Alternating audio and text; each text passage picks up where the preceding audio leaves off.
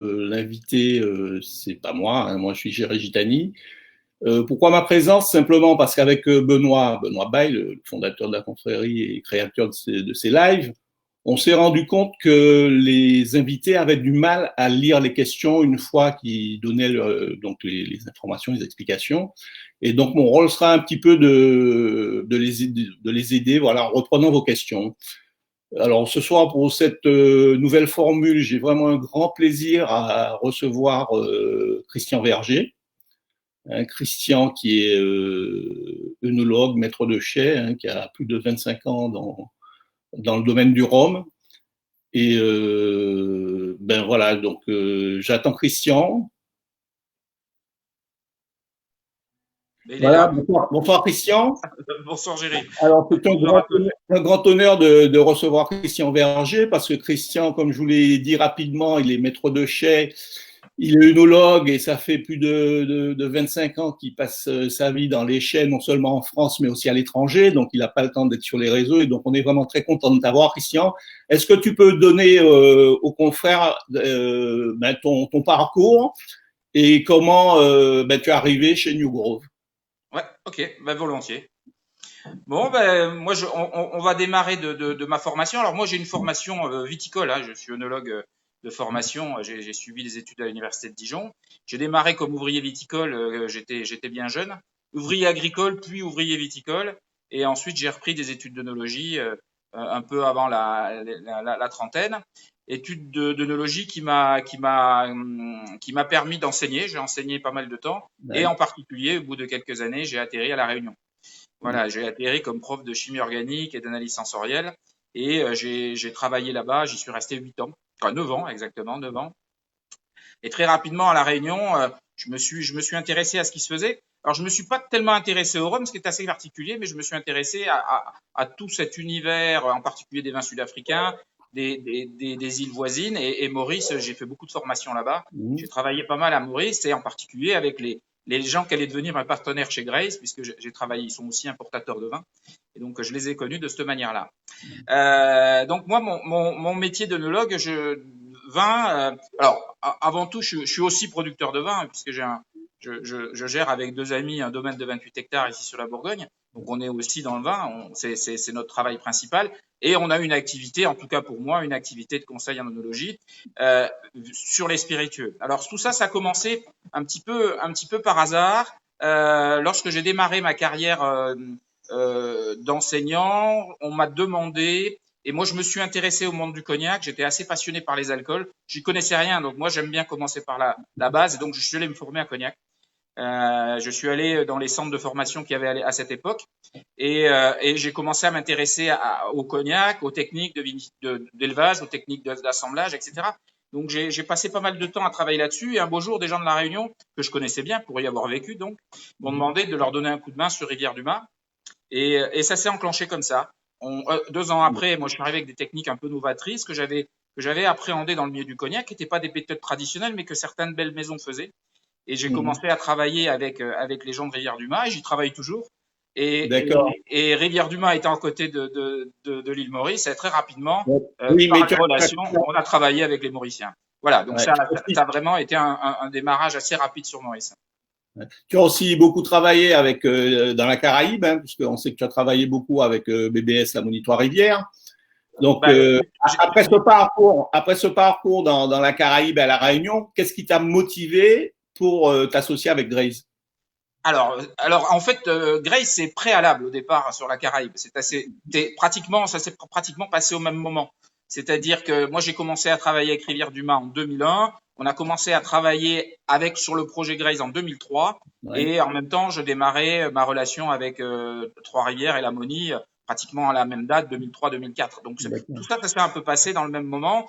Il faut dire que j'arrivais avec des techniques un peu nouvelles. Les gens s'interrogeaient sur l'optimisation que je préconise dans les chais. Donc on avait pas mal les maîtres de chais, en tout cas même les grands opérateurs étaient intrigués par cette nouvelle manière de gérer les chais. Et c'est comme ça que tout est démarré. Et puis il faut dire aussi que lorsqu'on travaille comme ça dans plusieurs chais, on apprend, on expérimente. Et ce qui est le plus difficile dans ce métier, c'est l'expérimentation. C'est avoir la capacité de partir sur des techniques et de pouvoir les expérimenter. Et ça, pour ça, je dois avouer que aussi bien chez tous dans tous les chez où j'ai travaillé, j'ai toujours eu un peu carte blanche et tout ce que j'ai souhaité faire, j'ai réussi à le faire, en particularité chez Grace, parce que vous verrez que l'aventure, elle n'est pas commune. Alors, qu'est-ce qui fait la particularité, puisque bon, tu as travaillé à Rivière-du-Mia, tu as travaillé pour la mairie, qu'est-ce qui fait la particularité de New Grove? Qu'est-ce que tu as apporté pour faire que New Grove soit vraiment Rome à part entière? Voilà. Alors déjà, c'est intéressant de situer New Grove et Maurice dans l'univers, du rhum, parce que on passe rapidement sur Maurice parce que on va dire un producteur nouveau, hein. Maurice, c'est pas si longtemps qu'on voit des rhums arriver sur le marché. Alors tout simplement parce qu'à Maurice, jusqu'en 2003, c'était interdit d'exporter du rhum de l'île Maurice. Donc le rhum qui se faisait à Maurice restait sur le marché mauricien. C'était un rhum qui était plutôt ce qu'on appelle un rhum léger, mais je définirais ça d'une manière un peu plus précise. Et la priorité de l'île Maurice, c'était la canne. Et lorsque le sucre a commencé un peu à décroître, l'activité du sucre, en tout cas le prix du sucre, a un petit peu changé. Les Mauriciens, avec l'autorisation nouvelle du gouvernement de pouvoir exporter du rhum, ont réfléchi à comment faire du rhum de qualité et surtout des rhums vieux, parce que la production de rhum à Maurice, c'est principalement orienté sur les rhums blancs de consommation pour le marché local. Et donc moi, quand en 2003, on m'a proposé tout ça, moi, je suis arrivé avec des idées très cognac. Ma formation, c'est cognac. Moi, je viens de Cognac. J'enseigne toujours à l'université à Cognac. Donc, mon idée, c'était de faire quelque chose de noble. Et les groupes mauriciens, lorsqu'ils se sont lancés dans le rhum, c'était pas un objectif financier à court terme. Ce qu'on voulait, c'était monter des marques. C'est de faire du beau travail, du travail de fond. Et moi, quand je suis arrivé chez Grace, il y avait rien. Il faut se dire que moi, je suis arrivé, j'ai vu un chai avec 100 barriques et c'était ces fameuses barriques de whisky dernier voyage. Le whisky était livré pour une mise en bouteille à Maurice dans des fûts qui étaient très vieux. Et lorsqu'ils arrivaient, ils prenaient le whisky, ils remettaient du rhum dedans, mais c'était dans un coin. Il n'y avait pas un vrai travail de fond. Il y avait des stocks, hein. On avait à peu près une centaine de barriques. Il en reste beaucoup moins aujourd'hui, mais il y avait ces rhums-là. Et puis c'est tout. C'est-à-dire que on avait un bel outil de distillation, on avait des projets, on avait des locaux, on avait une volonté de réussir. Il y avait les moyens aussi, parce que il faut se donner les moyens de monter. Et en gros, on avait carte blanche, quoi. Et ça, c'est magnifique, parce que lorsqu'on arrive sur un projet où il y a tout à faire, autant dire qu'on peut arriver dans toutes les fantaisies. Et moi, ce qui m'a plu dans cette aventure mauricienne, il y a déjà les hommes, parce que moi, je me sens très bien sur l'île Maurice. Il y avait un joli projet, c'est-à-dire monter une marque de prestige. Et on a 10 ans, on y va, on fait ça dans les règles. Et toutes les idées que j'ai apportées, et en particulier pour moi une idée qui était importante, c'est qu'il fallait sortir de ces fameux rhums légers mauriciens pour arriver vers une tendance rhum traditionnelle, c'est-à-dire à des rhums avec des taux de non-alcool supérieurs à 230 grammes par hectolitre de pur. Donc j'aurais dit que s'ils voulaient rattraper les meilleurs, il fallait qu'ils s'en donnent les moyens et surtout ne pas rester dans cette logique de rhum plutôt léger, donc des rhums un petit peu qu'on appelle les light rhum, nous dans le vocabulaire des rhums légers pour les Européens. Et donc j'ai été écouté, on est parti et lorsqu'on a commencé à parler vieillissement, il y avait pour moi une logique. Dans la Caraïbe, on utilise beaucoup de fûts américains parce que d'abord on est à côté des États-Unis, donc c'est logique. C'est la zone, et puis pratiquement toute la Caraïbe utilisait jusqu'à beaucoup de fûts américains. Et nous, à Maurice, il n'y avait rien. Donc, pourquoi aller chercher des fûts américains alors que c'est très éloigné? Partons plutôt sur des fûts français. Et l'idéal dans le fût français, c'est le 400 litres du Limousin, c'est-à-dire des 400 litres à gros grains. Et donc, on a constitué un chai chez New Grove qui est toujours uniquement composé de fûts français de 400 litres type Limousin avec un pourcentage de neuf assez élevé, puisqu'on est autour de 35% de fûts neufs. Et pour compenser, alors pourquoi du fût neuf, plus de fût neuf? Parce que le fût, il coûte aussi cher à transporter qu'à être acheté. Donc autant transporter des matières nobles et non pas des fûts qui sont déjà en passe en vieux fûts. Donc nous, on a ce qu'on appelle des fûts roux, c'est-à-dire des fûts entre 5 et 25 ans, et puis des fûts neufs à hauteur de 35%.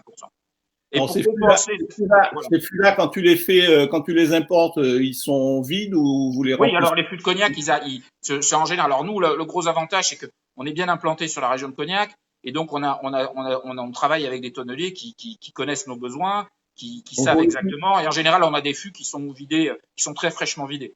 On a des fûts qui sont vidés et qui partent pratiquement dans le mois qui suit, même des fois avant, pour arriver le plus frais possible. Donc tous les fûts, ce que nous on appelle dans le métier les fûts roux, tous les fûts roux sont donc des fûts de cognac de 400 litres, des ex-cognac, généralement autour, on va dire entre 12 et 20 ans. Et puis les fûts neufs, c'est bien sûr des fûts de Limousin. On travaille avec un nombre réduit de tonneliers parce que on a des exigences sur les chauffes assez particulières. Et donc ça a été aussi le moyen d'expérimenter, comme on part de zéro, expérimenter des chauffes bien adaptées aux produits blancs. Mais tu utilises aussi des fûts de vin, puisque lors d'une visite, j'ai même vu des fûts vergiers dans les chais. Ouais, les fûts de vin que tu as vus, c'est des fûts qui viennent d'Afrique du Sud, qui sont pas utilisés pour New Grove, mais qui sont utilisés pour les idodos. D'accord. Voilà. Et puis les fûts avec le logo Christian Vergier, c'est que nous, quand on valide une chauffe, on a en fait le logo valide la chauffe.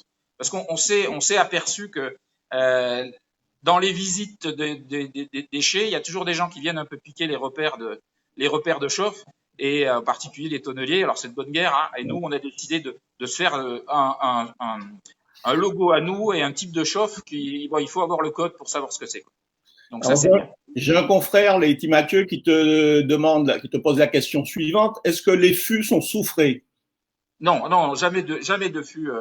Nous, on n'utilise pas de fûts sur les produits. On utilise des fûts qui ne passent pas dans du vin. Donc ça, c'est si vraiment on est obligé de les utiliser parce que pour des notions de prix, parce que on a toujours quand même ce risque où ça peut être que pour des vieillissements très courts, parce que dès qu'on dépasse une année de vieillissement, on a des remontées de soufre qui peuvent être assez dramatiques. Ouais. Ça, c'est un peu la problématique de ce qu'on a aujourd'hui. Alors, l'univers des spiritueux tout confondu, on parle même plus de rhum, on parle de whisky, on parle de tout. C'est que le prix des fûts d'occasion ont été doublés sur les 5 dernières années par 2, les gens se rabattent sur des fûts à vin qui, eux, ne valent pas cher du tout. Mais les problématiques des fûts à vin, c'est bien sûr les problématiques de soufre. Alors, on peut utiliser des fûts à vin, mais comme nous, par exemple, on est viticulteurs, on n'utilise pratiquement pas de soufre, si ce n'est au départ de fermentation, et bien des fois, on n'en utilise pas. Donc, on peut se permettre sur nos fûts, on les connaît, on sait qu'on n'a pas eu de soufre. Et puis, il faut savoir que le soufre, c'est utilisé dans la vinification, mais c'est aussi un produit qu'on rajoute pour stabiliser la barrique une fois qu'elle est vide. Donc, si on prend la barrique et qu'elle est très rapidement remplie, on peut se passer de l'ajout de sucre. Mais bon, sur des îles, sur des déplacements comme des fûts qui viennent à l'île Maurice, il y a 3 semaines de voyage, les fûts à vin, ils sont en général soufrés, donc on s'amuse pas trop avec ça. Éventuellement, ceux qui viennent d'Afrique du Sud parce que le réseau est plus rapide, mais en tout cas pas sur New Grove. D'accord. Bon, ben, je vais te laisser présenter la gamme New Grove, puisque les confrères. Alors, moi, juste pour faire un petit point, parce que ça me semblait important, je regardais les chiffres. Alors, l'île Maurice, on est sur 50 000 hectares en gros de canne. C'est pour se donner un ordre d'idée. La Réunion est à 12 000, donc 20 000. La Guadeloupe, je crois que c'est 12 000, et la Martinique, ça doit être 4 000 hectares à peu près. Donc on est sur un bassin cannier qui est énorme. Il faut vraiment se rendre compte de ça. Nous, rien que la canne à sucre qu'on utilise, le domaine fait 16 000 hectares. Donc, je vous donne une idée, c'est quand même plusieurs fois ce qui se passe à la Martinique.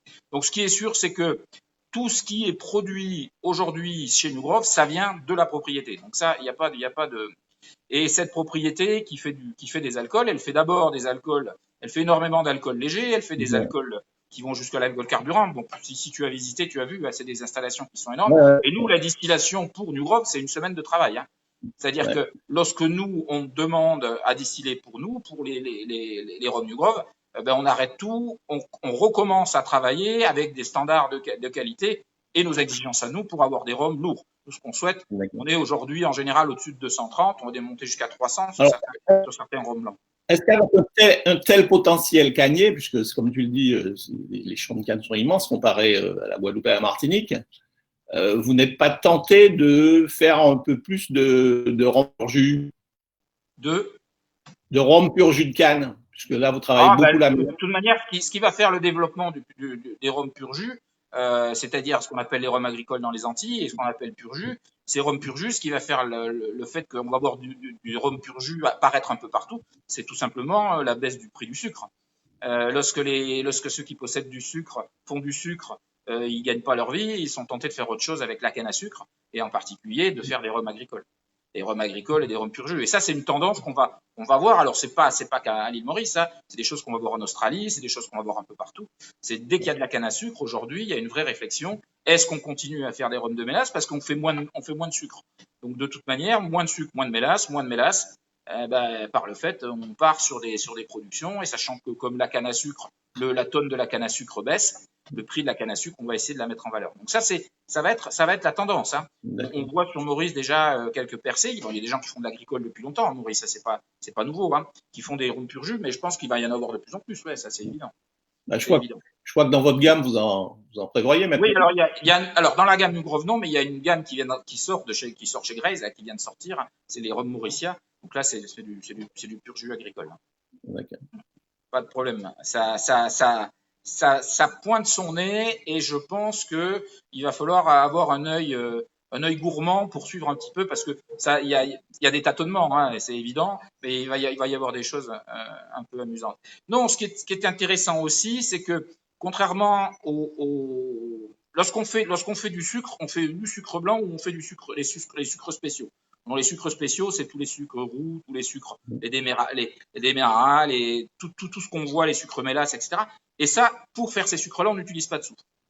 Pour faire du sucre blanc, on utilise du soufre dans le procédé. Donc, toutes les mélasses qui sont produites chez Grace, ce sont des mélasses sans soufre. Alors ça, c'est du grand confort, hein, parce que pour le gars qui distille, c'est un plaisir énorme, parce qu'il n'est pas gêné par le soufre, il a une capacité à travailler sur sa colonne beaucoup plus facilement, et donc c'est ce qui fait aussi la qualité. Et puis, entre nous, lorsqu'on a distillé, moi, quand on reçoit les échantillons ici en Bourgogne, ou lorsqu'on goûte, lorsqu'on a la chance de passer là-bas, si c'est pas bon, on dit vous refaites, hein, c'est pas un problème, c'est un jour de travail, quoi, ou 2 jours. Donc on est toujours sur une qualité de rhum blanc qui est assez exceptionnelle. On se force jamais à prendre les lots, quoi. Parce que si ça va pas, on le prend pas, ils le redistilleront, ils en feront ce qu'ils voudront. On aura toujours le rhum qui correspond à ce qu'on souhaite. Ça, c'est top. C'est une capacité de confort qui est intéressante. D'accord. Alors est-ce que tu peux nous présenter la gamme, parce que bon, les confrères ne connaissent peut-être pas bien la gamme New Grove. Alors, la gamme New Grove, lorsqu'on a démarré, il y avait pas grand-chose. Il restait des lots, des stocks de 69, 91, 92. Mais là, je pense que des stocks, c'est par dizaines de barriques, hein. Il y a des choses qui n'étaient pas obligatoirement exceptionnelles à l'époque, lorsqu'on les a découvertes, stockées dans des fûts, des anciens fûts à whisky. Donc, on peut pas dire que le vieillissement soit optimisé. Et donc, lorsque nous, on a vraiment démarré avec un objectif d'abord de faire un 3 ans, un 5 ans. Quand on est arrivé aux 5 ans, on a arrêté le 3 ans. Évidemment. Après, l'objectif, c'était d'aller à 8 ans. Lorsqu'on est arrivé à 8, on a gardé le 5, donc on avait 5 et 8 ans. Et puis, petit à petit, on est arrivé aux 10 ans. Et lorsque le 10 ans est arrivé, on a supprimé le 8 ans. Ce qui veut dire qu'aujourd'hui, la gamme sur les rhums vieux, elle est faite à partir du 3 ans. Elle est faite du 5 ans, 8 ans et 10 ans, pardon. Le 8 ans a disparu. Et autour de ça, on a toute une gamme. Alors, il y a eu une gamme de finish qui continue. On s'est amusé à faire des finishes assez intéressants, et surtout il y a tout un travail d'assemblage où on retravaille ces anciens stocks dont on parlait, ces stocks qu'on a découverts quand moi je suis arrivé, et c'est ce qu'on appelle aujourd'hui la gamme émotion. Et cette gamme émotion, elle utilise les très vieux stocks qu'on a depuis, moi, que j'ai toujours vu chez New Grove. Alors, malheureusement, on n'en a pas autant que ça, mais donc ça limite un peu les sorties. Et puis, il y a les millésimés. Donc, les millésimés, tous les ans, on a eu 2007 qui est sorti. Le plus célèbre, ça a été 2004, parce que c'était la première année où on mettait en vieillissement. Donc, 2004 devrait ressortir. On a préparé quelques fûts pour un retour de 2004 en fanfare. On a sorti 2009. On a eu tous des tas de millésimes qui sont sortis. Donc, le process sur les 5 ans et les 10 ans est très simple. C'est vraiment une tendance à la cognacaise parfaite, hein, c'est-à-dire que c'est un assemblage où le plus jeune a 5 ans et où le plus jeune a 10 ans. C'est-à-dire qu'en général, on est entre 4 et 5 cuvées assemblées.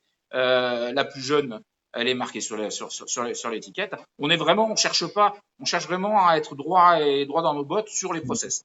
Et on utilise, comme on a la chance d'avoir des fûts de belle qualité, avec en général, on a un alcool gras, très gras à la base, hein. Pour ceux qui connaissent le rhum blanc de base, on a quelque chose d'assez opulent, d'assez gras, très aromatique, parce qu'on a des très belles mélasses. Elles sont très bien distillées. On a une équipe à la distillation qui est vraiment qui est vraiment très, des gens qui distillent toute l'année, hein, donc, Ouais. et puis depuis 20, 25, 30 ans, 40 ans pour certains, c'est des cadors, hein. C'est, une fois il a fallu qu'ils s'adaptent à la notion de rhum lourd parce que c'était pas vraiment leur métier, mais bon, en 2-3 ans, c'était réglé, hein. Ils savaient maîtriser leur distillation. Et donc, on a, on peut se permettre, par exemple, des chauffes assez particulières. On est beaucoup plus aromatique sur les chauffes qu'on le ferait avec un rhum plus, on va dire, moins suave. On peut se permettre des chauffes un peu marquées, typées, ce qui va donner à New Grove toujours un côté un peu empyromatique. On a toujours des notes très empyromatiques, suffisamment empyromatiques pour accompagner le fruit. Voilà. Alors, donc 5 ans, 10 ans d'assemblage. À ce sujet-là, est-ce que tu peux nous parler de l'impact des chauffes, des différentes chauffes que tu vas sélectionner? Ouais, alors, sans faire un cours sur le vieillissement, il y a 2 choses qui se passent dans un tonneau. Il y a la première chose qui est l'apport des tanins. Donc les tanins du chêne vont venir et puis faire des polymères, hein.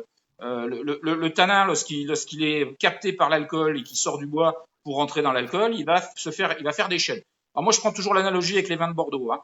Lorsque c'est très riche et jeune, les vins de Bordeaux, c'est toujours très tannique, hein, ça sent le bois, c'est agressif. Lorsque ça commence à vieillir, ça devient astringent, donc ça sèche un petit peu. Et il faut attendre 5-6 ans pour que ça devienne rond, pour qu'on ait une sensation de rondeur et de structure. Ben, les alcools, c'est exactement pareil. Sauf qu'il n'y a pas de tanin dans le rhum, les tanins dans le raisin, oui, mais pas dans le rhum. Donc ces tanins, on va aller les capter dans le bois, et puis il va y avoir ce phénomène de polymérisation des tanins. En fait, on fait une chaîne de polymères, une chaîne de monomères, donc les tanins, les fameux tanins, vont se construire et ça va donner de la rondeur. Alors ça, c'est très bien parce que c'est ce qui va donner de la suavité au produit, c'est ce qui peut laisser penser, certains disent, oui, il y a une sucrosité. Non, c'est pas de la sucrosité, c'est des polysaccharides, mais c'est des polysaccharides naturels dus à la polymérisation des monomères que sont les tanins. Donc ça, c'est nous, on recherche ça. Par contre, si on chauffe ce bois, dès qu'on va le chauffer, on va créer des arômes. On sait par exemple que si on chauffe 185 degrés ou 187 degrés, on va avoir de la vanilline. On sait qu'à telle température, on va avoir des composés aromatiques de ce type, de ce type, de ce type. Alors c'est très bien parce qu'on se dit, ben, on chauffe le bois, on va donner des arômes. Mais attention, si on chauffe le bois, on va détruire la capacité. Souvent, c'est les molécules de tanin qui sont transformées. Donc plus on chauffe, plus on aromatise, mais moins en structure. Donc le travail, c'est de toujours être en équilibre entre structuration, donc la polymérisation des tanins, qui me semble indispensable, et la nature aromatique de ce qu'on va apporter. Donc il y a des ruses, hein. Les ruses, c'est d'avoir plusieurs zones de chauffe à l'intérieur d'un fût, par exemple, ou d'avoir des fûts plus chauffés, des fûts moins chauffés, etc. Et ça, on peut se le permettre, surtout lorsqu'on a un alcool qui est très opulent, très gras, parce que on a déjà pas trop le souci d'aller rajouter du gras, on l'a, d'accord. Donc on peut se permettre plus de chauffe, par exemple, que dans d'autres maisons où on va plutôt chercher à engraisser, à donner de la matière, à donner de la structure. Donc ça, c'est vraiment le charme. Et moi, ça m'a toujours plu cette notion-là parce que Maurice, c'est un peu, c'est entre deux cultures, hein, la culture française, la culture anglaise, l'océan Indien, il y a tout un univers. Et si c'était pour refaire exactement ce qu'on voit ailleurs, il n'y avait pas beaucoup d'intérêt. Ce que je voulais aussi, c'était donner une vraie identité, c'est-à-dire du sérieux, de la rigueur, une construction classique dans la gamme, dans la gestion de nos chais, dans la manière d'assembler, le travail qui est fait en chai, on pourra en parler tout à l'heure, mais Loïc fait un très bon travail sur place. Ouais. Et par contre, il fallait que l'identité aromatique et l'identité soient vraiment soit calées sur ce qu'on désire. Moi, bon, tu connais mes goûts, j'aime pas les choses qui vont trop dans un sens ou dans l'autre. J'aime bien la notion d'équilibre, de rigueur. J'aime bien une complexité, une certaine discrétion, mais en même temps du panache. Enfin, c'est tout ce qu'on a essayé de faire sur New Grove et ça marche. J'ai une autre question de notre confrère. Pour quel type de canne vous utilisez pour les New Grove? Pardon, quelle canne? Quel type de canne vous utilisez? Les types de cannes dans l'océan Indien, c'est très compliqué parce qu'il n'y a jamais eu cette sélection qui a été faite dans les Caraïbes sur un type de canne particulier. Ça a toujours été des variétés de cannes. Alors peut-être que ça viendra, mais pour le moment, ça a toujours été des cannes avec déjà des jolis numéros parce que c'est tout des clones. Ouais. Tout l'univers du sucre dans l'océan Indien a été basé la production de canne à sucre sur la production sucrière. Donc ce sont des cannes avec des beaux rendements, elles ont beaucoup de qualité, mais elles sont peu identifiées pour leur nature aromatique. Ce qui est presque l'inverse dans la Caraïbe. On sait qu'à la Martinique, on connaît tel type de canne donne ça, tel type de canne. Dans l'océan Indien, on n'a pas vraiment cette manière-là. on commence à approcher des notions de terroir en se disant, bon, on sait que dans tel coin, on va avoir un peu plus de maturité, dans l'autre un peu moins, mais la notion de variété de canne, c'est en général un gros mélange de cannes, mais c'est certainement une des options qui pourrait être développée dans les prochaines années. Alors, qu'est-ce que le terroir mauricien apporte à ton rhum, à vos rhums New Growth? Alors, moi, d'une manière générale, je trouve que les terroirs de l'océan Indien, moi, je reconnais souvent. Alors, déjà, pour être simple, si 94% du rhum aujourd'hui au monde, c'est des rhums de mélasse, hein, il y en a très peu qui sont des rhums traditionnels. C'est en général des rhums légers. Et donc, l'océan Indien nous fournit quand même de beaux produits traditionnels. Et moi, ce que je vois moi j'ai vécu à la Réunion 10 ans, hein, 9 ans, j'ai travaillé beaucoup à Maurice et tout. Mais je trouve que tous les rhums que j'ai pu goûter, il y a toujours une identité qui est très très océan Indien et surtout très mauricienne, c'est que c'est toujours très frais. C'est-à-dire que s'il y a un caractère que moi je n'arrive pas à maîtriser, c'est la fraîcheur. C'est-à-dire que alors en plus j'essaye toujours de la magnifier. Je ne veux pas d'un alcool lourd. Ce que je veux, c'est on est toujours de cette notion même s'il y a de la complexité, même si c'est dense, même si c'est corsé, il faut toujours qu'il y ait de la fraîcheur. Et les fins de bouche, je souhaite toujours qu'elles soient fraîches. C'est-à-dire qu'on ait vraiment une sensation, d'abord parce que ça donne envie d'en boire, et puis c'est plaisant, quoi. C'est vraiment très intéressant. Donc, et ça, c'est vraiment une caractéristique que j'ai. Et moi, quand j'ai habité là-bas, on m'a donné des vieilles bouteilles, que j'ai toujours, hein, des bouteilles de copains que son père lui avait donné et tout. Mais même si le rhum était pas bon, même si éventuellement il avait des défauts de bois, même, il avait toujours de la fraîcheur. Et je pense que si il faut sortir une idée de terroir dans l'océan Indien et en particulier à Maurice, c'est la fraîcheur. Et ça, je pense que c'est. Alors, je ne veux pas rentrer dans les détails, hein, mais c'est certainement les sols volcaniques. Hein, on est vraiment sur ces notions-là. On est sur des climats. Je pense qu'il y a tout un ensemble de choses qui font que il y a vraiment une identité à Maurice qui est bonne à percevoir. Mais on la perçoit pas du premier coup. Pas possible. Dis-moi, vous avez fait le choix donc des fûts donc on va dire de chêne français, des fûts ex-cognac ou des fûts de Limousin. Est-ce que tu peux rappeler la différence entre le fait d'utiliser du fût de chêne américain ou du fût de chêne français? Oui, alors le fût de chêne américain, c'est un bois qui. Alors, pour faire simple, hein, un chêne français, si on prend la fibre de bois, ça ressemble à une paille. Hein, c'est pour ça que, c'est-à-dire qu'on a une succession de pailles, les sels de bois, les canaux, c'est une paille. C'est pour ça que le fût français, le bois français est obligatoirement fendu, parce que si on le scie, bah, il va fuir obligatoirement. Donc le fût français, c'est vraiment très particulier. Les rendements sur la production forestière sont très bas. Lorsqu'on prend une grume de bois, on perd à peu près 85% du bois. Il n'y a que 15% qui est utilisé, hein, pour faire du fût. Hein. Donc ce sont des bois qui sont en général beaucoup plus oxydatifs, c'est-à-dire que les transferts gazeux sont beaucoup plus intéressants, beaucoup plus marqués sur du chêne français. Le chêne américain, il faut imaginer que c'est plus une paille, le vaisseau, c'est un bambou. Hein, vous imaginez bien un bambou, c'est-à-dire c'est une paille cloisonnée. Et cette paille cloisonnée, elle va emprisonner des fractions aromatiques très particulières, ce que les Écossais appellent les whisky lactones, mais qui sont tout simplement les otalactones. Hein. Donc ces composés qu'on connaît bien, hein, la banane, le coco, des notes aromatiques très vanillées, des choses douces, etc. Le bois américain peut être scié, par exemple. Hein. Il peut être scié, alors il ne faut pas qu'il soit vraiment scié à 45 degrés, à 90 degrés, mais s'il est scié à 45 degrés, il ne fuira pas. Le bois américain, à l'inverse, il est lui peu oxydatif. C'est-à-dire que lorsqu'on travaille avec le bois américain, on s'oblige, en tout cas dans mes techniques, je m'oblige à avoir un calendrier de mouvement un peu plus serré. Mais le chêne américain a la grande valeur d'être un réservoir aromatique. Lorsqu'on met des rhums dans du chêne américain, on va sortir une petite cuvée dont on parlera. On s'est amusé à faire des bourbons barrels parce que on est pur français, mais à un moment on se dit que ça serait marrant de faire un petit produit pour voir comment nous on maîtrise là aussi la chauffe américaine.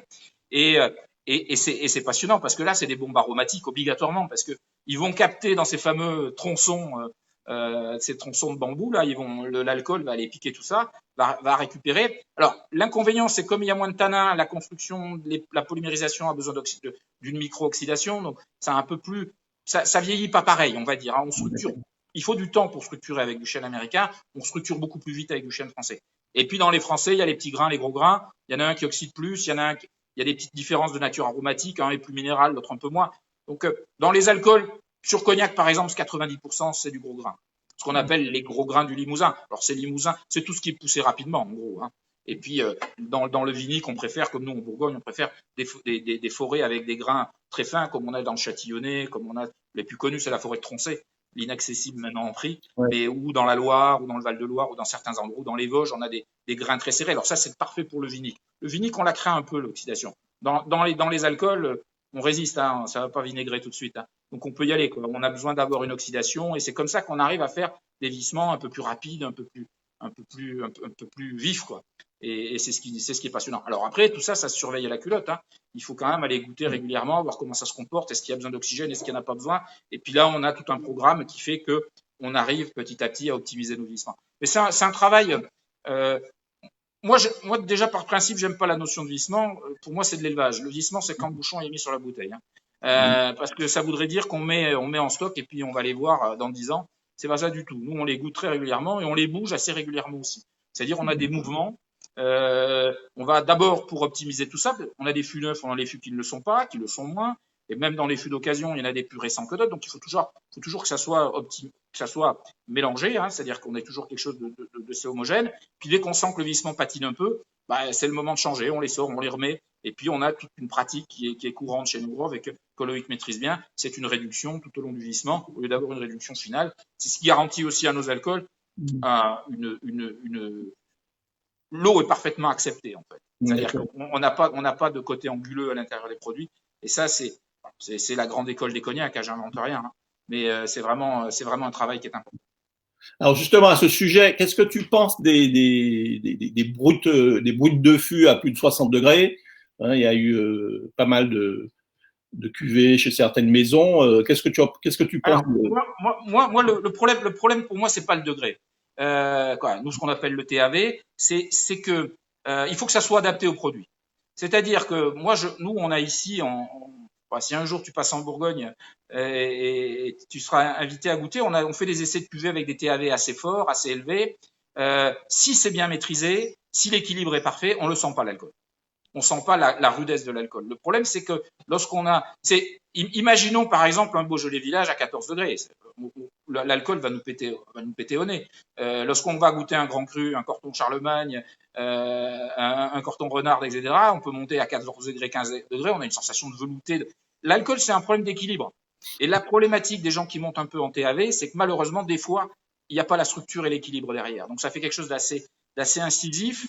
Et puis, une mise en vieillissement à haut degré, elle est toujours un peu dangereuse parce qu'elle va attaquer. C'est-à-dire, dès qu'on met en vieillissement à au-dessus de 70 degrés, on a souvent une agression de la cellulose du bois et on a des problèmes d'extraction qui ne sont pas très aimables. D'accord? Et c'est toujours une problématique. Nous, on voit bien ça, par exemple, sur les brandis. Sur les brandis, le brandy est un produit pas cher, donc les gens mettent à haut degré dans les fûts. On se retrouve avec des produits ingérables après parce que ça devient agressif, quoi. Donc, le DOTAV, oui, si c'est équilibré. Si c'est pour faire du OTAV pour du OTAV, j'en vois pas l'utilité. Enfin, en tout cas, moi, c'est pas là-dessus que je me fais plaisir. Voilà. D'accord. Alors, pour revenir à la notion de terroir, j'ai un confrère qui pose la question suivante. Est-ce qu'on peut parler vraiment de terroir pour un rhum de mélasse? Bien sûr, c'est important. Dans le cas présent, alors peut-être moins que dans de l'agricole si on fait du parcellaire, mais on a vraiment une identité. Alors, si vous regardez les décrets d'AOC en France sur les vins, n'importe quoi, prenez les décrets et regardez, c'est en général une zone d'appellation, une région et une structure et les hommes. C'est-à-dire si on enlève les hommes, c'est plus. Là, la notion de terroir, il faut pas imaginer que ça soit leur rapport à la terre. Hein. Elle y est. C'est à la fois tous les process. On sait très bien que si on va changer le process, la levure, la manière de faire, le calendrier, la politique, etc., on va changer. Le terroir, c'est pas le rapport à la terre, c'est le rapport à un environnement. Et il ne faut pas oublier la nature. On voit très bien, par exemple, dans des distilleries, un jour où on change la colonne, ça change le goût du produit. Alors il y en a qui disent oui, il a changé. Non, c'est l'environnement qui a changé. Nous, on est pareil. Nous, on a un mot qui est très joli en Bourgogne, on parle de climat. Hein, parce que la notion de terroir, c'est un petit peu, ça fait penser à la terre. Non, c'est l'exposition, le terroir, le travail des hommes, les techniques, les pratiques, la manière dont on vinifie, la manière dont on... Et ça, c'est le terroir. Et cette notion de terroir, il faut l'envisager comme une globalité. Il ne faut pas garder la notion de terroir à un simple rapport à la terre. Et bien sûr que le rhum de mélasse. Alors, surtout, alors il y a une chose qui est importante aussi, c'est que le problème de la mélasse, c'est que c'est un produit qui se garde très bien. Donc, on peut très bien distiller des mélasses qui ont 10 ans, qui ont voyagé, qui ont pris des bateaux, etc. Et puis, on peut distiller, c'est notre cas, des mélasses fraîches. C'est bien évident que la confiture, elle est meilleure lorsqu'on vient de la faire que si on la mange 4 ans après. On est bien d'accord. Et le gros avantage de chez Grey, c'est qu'on a toujours des mélasses très fraîches. Et en plus, on a le choix. Donc, on prend celle qui nous intéresse le plus. Et une très très belle mélasse qui sort, c'est vraiment une bombe aromatique. Hein. La mélasse, ça fait encore 45-50% de sucre. Ouais. Nous, on travaille sans soufre, donc on a vraiment des mélasses de très belle qualité. C'est un vrai plaisir. Hein. Mais je crois qu'il faut sortir. Et puis, dans les rhums de mélasse, dans les rhums de sucrerie, on a beaucoup de rhums qui ne sont pas des rhums traditionnels, qui se retrouvent avec des taux de TNA à 80, 90. Les plus célèbres ont des taux de TNA très bas. Moi, je vois à la fac, lorsqu'on fait les dégustations à l'aveugle, il y a certains rhums blancs, là, les gens marquent vodka parce qu'il n'y a tellement plus les marqueurs du rhum. C'est-à-dire que, alors que lorsqu'on est sur un territoire européen avec des plus de 230 de non-alcool, c'est hyper aromatique. Et à Maurice, on a copié exactement ce qu'il y a du meilleur des deux mondes. On est parti sur des taux de TNA de non-alcool très élevés. Donc, c'est ça qui est bien. Ouais, c'est amusant, c'est bien. Alors, une nouvelle question d'un confrère. Qu'est-ce que tu penses de l'ajout d'édulcorants, de sucre dans les rhums? Bah, tout dépend du produit qu'on veut faire. Nous, on est des professionnels. Hein. Si on sait bien, c'est comme quand on fait de la grande cuisine ou si on décide de faire de la cuisine de restauration rapide, on va pas prendre les mêmes recettes. C'est juste une histoire de concept. Ça veut pas dire qu'il y a un qui est bien ou pas bien. C'est qu'il y en a un qui correspond à un marché, qui correspond à une demande, qui correspond à des besoins. Et on voit bien les milliers de bouteilles qu'il fait. Donc, on va pas leur jeter des cailloux. Moi, ce que je m'aperçois, juste une petite histoire, quand je suis arrivé dans l'océan Indien, à La Réunion, c'était en 90, les gens consommaient très peu de vin. La consommation, le public créole commençait très peu de vin, il s'y intéressait, mais c'était un peu maladroit. Et donc, Baron d'Arignac est arrivé avec son vin de l'Aude, chaptalisé, édulcoré à 5 grammes. C'était 33% du marché, hein, d'un seul coup. Mais tous ces gens-là qui ont acheté du Baron d'Arignac, on a formé des générations de dégustateurs de vin. Une fois qu'ils ils avaient l'habitude de boire du vin à table, de passer des soirées à boire d'accompagner leur soirée par du vin, ils sont passés au vin de pays, puis en plus aux AOC, et d'un seul coup, Baron d'Arignac, ça doit être 4% de part de marché aujourd'hui. C'est-à-dire que ces vins qui donnent un accès facile à la planète Rome, c'est Rome, pardon, qui donnent un accès facile.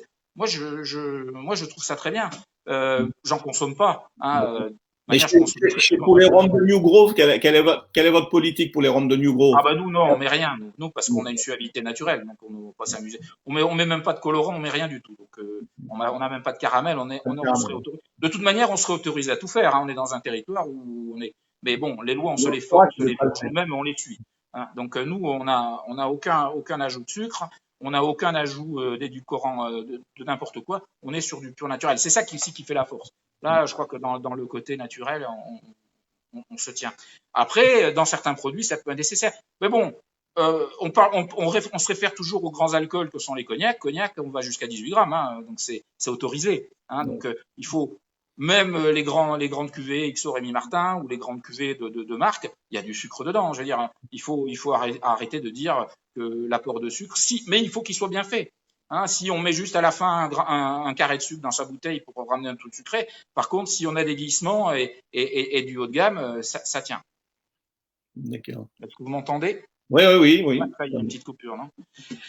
Et non, je pense qu'en fait, tout est louable si c'est bien fait. Voilà.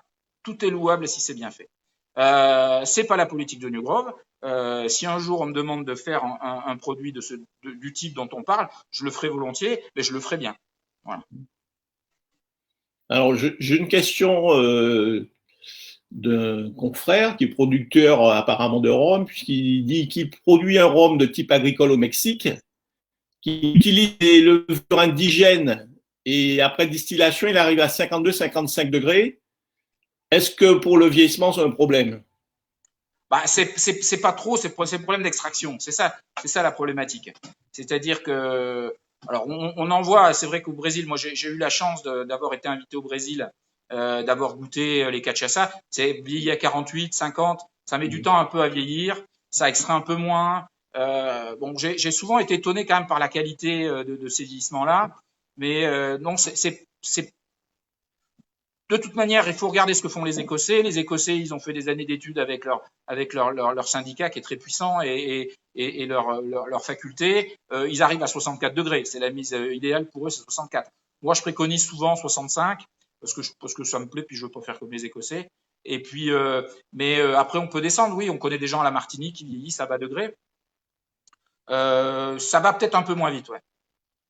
Alors après, c'est pas le seul paramètre, hein. Il n'y a pas que le TAV, hein. Il y a la richesse, il y a l'onctuosité, il y a si le rhum il est pas armé pour vieillir. Bon, encore on fait une analogie sur les vins, hein. Si vous mettez un Beaujolais nouveau en fût pour 3 ans, ça donnera pas un bon résultat, hein. C'est pas fait pour quoi. Voilà, tout simplement. Donc il y a des alcools qui vieillissent bien parce qu'ils ont de la structure, ils ont de la matière et on va pouvoir s'amuser à les faire vieillir. Il y en a d'autres qui, voilà, il faut pas qu'ils le voient trop longtemps parce qu'ils vont se faire couvrir. En fait, vieillir, ça veut dire quoi? Vieillir, encore une fois, préfère élever. Élever, ça veut dire quoi? Ça veut dire à la fois garder l'identité de terroir, parce que si on fait un vieillissement, qu'on efface tout par le premier bois venu, ça n'a aucun intérêt. Hein. Ce qu'il faut, c'est qu'à la fin, on retrouve les caractères. Si on fait un grand cru de champagne et qu'à la fin il ressemble à un bois ordinaire, ça n'a pas d'intérêt. Hein, il faut préserver cette nature aromatique et tout le boulot du maître de chez, c'est de savoir jusqu'où il peut aller. Voilà, accompagner, toujours accompagner, jamais, jamais. Ou sinon, on fait un produit qui est décidé. On dit bon bah là, on veut apporter une grosse massive comme là sur les produits, comme on parlait tout à l'heure de Bourbon Cask. L'idée, c'est pas de garder le terroir, c'est d'aller montrer ce qu'on sait faire avec des apports aromatiques dus au bois américain. Le résultat, moi, je pense que vous le goûterez bientôt. Je sais pas où ça en est au niveau de la sortie commerciale, mais c'est très amusant. Là, on a vraiment, c'est vraiment amusé. Mais on a travaillé avec des bois américains de manière différente, avec des bois américains dans des formats plus gros. Voilà, on a tout un travail d'expérimentation qui est très intéressant.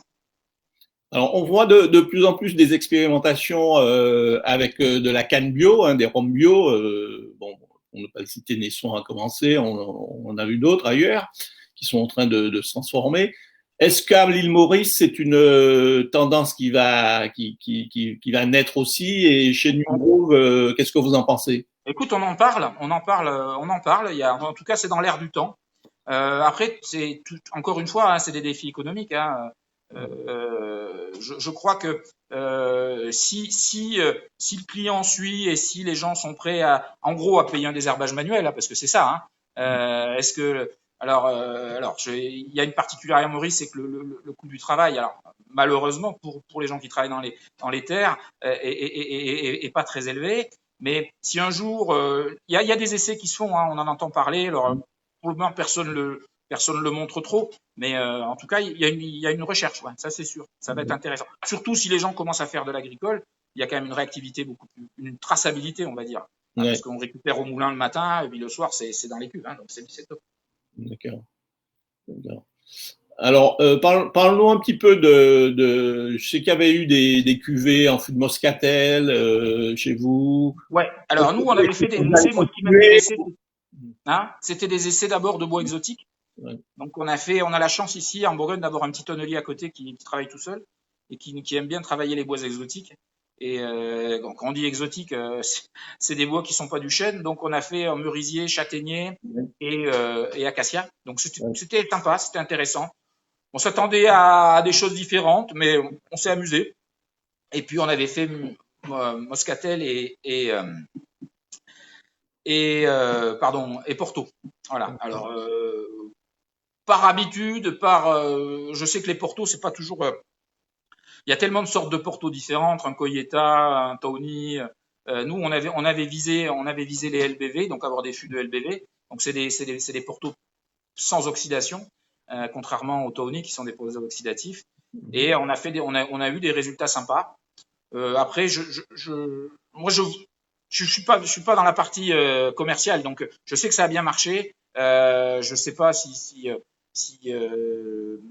comment se sont comportées les ventes réellement. C'est que, en tout cas, moi, je me suis bien amusé. Et chaque fois qu'on a fait les dégustations dans les chais et qu'on continue à les faire, on trouve ça très sympa. Bon. Ah, allô, allô?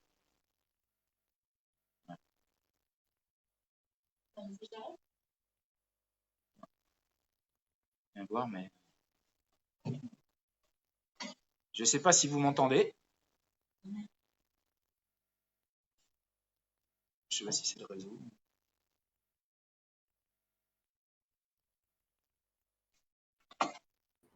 Alors, Ouais, Jerry, ça y est, c'est de retour. On a été coupé un bon moment. Jerry est parti, oui, mais tu peux peut-être continuer par présenter la gamme si tu veux bien.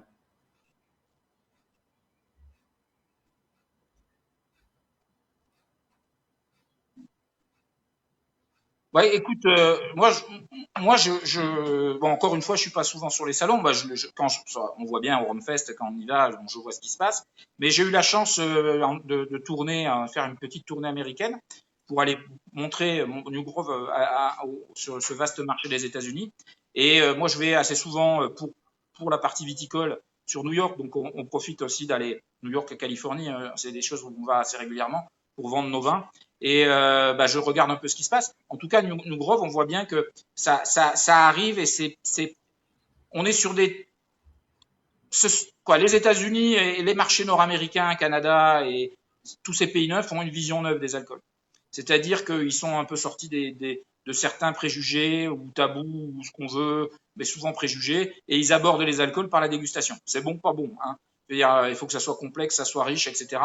Et ce sont des pays où on a eu toujours un très très bon accueil avec du Grove. Même sur des cuvées blanches, par exemple, où on se dit, oh, les Américains, le rhum blanc, c'est pas leur truc. Mais en fait, oui, ils trouvent ça très bien. Et j'ai souvent pris plaisir à présenter les produits avec un public de passionnés, avec des groupes de dégustateurs, un peu comme la confrérie, hein, dans des choses peut-être un peu plus petites, mais où il y a vraiment un vrai savoir, une vraie connaissance. Et puis, bon, on a vu les salons américains. Bon, le salon américain de Rome, en général, ça reste à 80% l'Amérique du Sud. Hein. Et lorsqu'on arrive avec des produits comme ça qui arrivent de l'océan Indien, déjà pour les situer sur une carte, pour eux, c'est pas simple. Ce sont des gens qui voyagent pas beaucoup. Et donc, il faut arriver avec une vraie offre, une offre intelligente. Et là, pour ça, je crois qu'on a une vraie offre, c'est-à-dire on copie personne. Voilà. Nous, la volonté, c'est de créer. Et en tout cas, pour moi, c'est de faire quelque chose qui soit unique. Et par ses techniques, et par ses qualités, et par son profil. J'aime bien la notion de profil, c'est-à-dire on a vraiment une caractéristique, on sait où se situer. Nous, gros, il se reconnaît, quoi. Il n'y a pas de problème.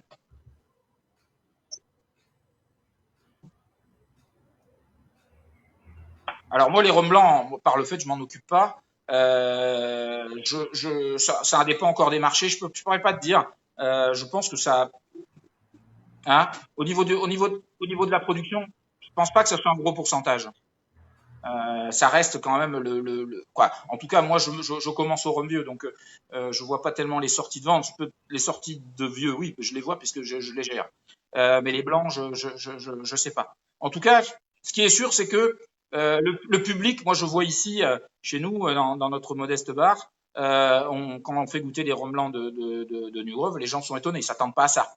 Voilà, il y a quand même un côté massif et je sais pas, c'est-à-dire goûter les dernières cuvées qui sont apparues, les dernières distillations. C'est vraiment très impressionnant, donc c'est bien.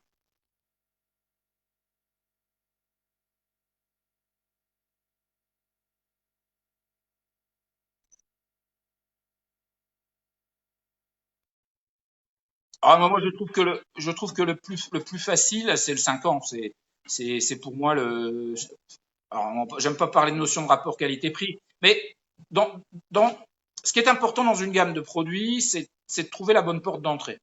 Et souvent, le VSOP, le 5 ans, dans toutes les gammes de produits, c'est la belle porte d'entrée. C'est la porte qui dit, regardez, vous êtes dans l'univers. Voilà. Moi, je fais souvent l'analogie avec les voitures. La porte d'entrée d'une gamme de bagnoles, tu vas chez Mercedes, c'est la classe C. Hein. Voilà, vous êtes dans l'univers Mercedes. Vous avez moins cher, c'est moins bien. Vous avez plus cher, c'est meilleur. Mais vous avez au moins le minimum de ce que vous attendez. New Grove, le 5 ans, je trouve que on arrive, on découvre. Et là, on a vraiment, Voilà. Puis après, on peut aller sur le 10 ans. Et puis, on va ces cuvées qui vont sortir là. Vous en avez peut-être entendu parler déjà, c'est la gamme Émotion, où on commence à utiliser ces anciens stocks en faisant des assemblages un petit peu précieux, hein, où on va chercher, en gros, on met tout ce qu'on a dans l'éché, quoi. Voilà. Donc, c'est assez sympathique. Et ça, c'est de la pure création. Voilà, on voulait faire un peu de fantaisie et on s'amuse à faire ces produits-là. Donc, ça va des plus âgés 69 jusqu'à 2008. Voilà. On s'interdit rien.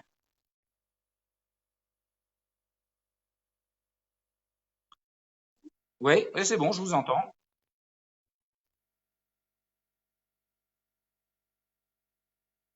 Ah ben moi, je peux vous, en tout cas. Alors, le 8 ans, il n'existe plus, c'est 10 ans. Donc, moi, je considère que pour faire un 10 ans, il faut qu'on ait la capacité d'aller mettre du 16-17 ans dedans. Parce que sinon, c'est pas la peine de faire un 10 ans. Si c'est un rhum d'assemblage où on reste sur les 10 ans, ça a pas ça a pas beaucoup d'intérêt. Donc, nous, dans notre 10 ans, on va jusqu'à 2004, 2005, de manière, alors, il n'y en a pas des volumes énormes, mais il y a toujours un pourcentage de ces vieux millésimes dedans. Et le 5 ans, c'est pareil, on navigue entre 5 et 8 au niveau de l'assemblage. Ah, toujours des rhums d'assemblage hein, dans ces deux produits. C'est jamais. Si c'est pour faire un rhum avec un profil sérieux, on prend un millésimètre. Voilà. Nous, ce que j'aime bien, c'est des profils complexes avec de la rondeur et puis du volume à la dégustation.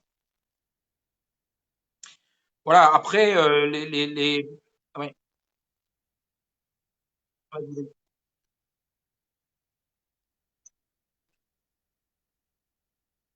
Ben, on en fait pas mal là, parce que voilà. Alors nous systématiquement, moi quand je passe et on fait une dégustation on rentre dans les lots et on goûte.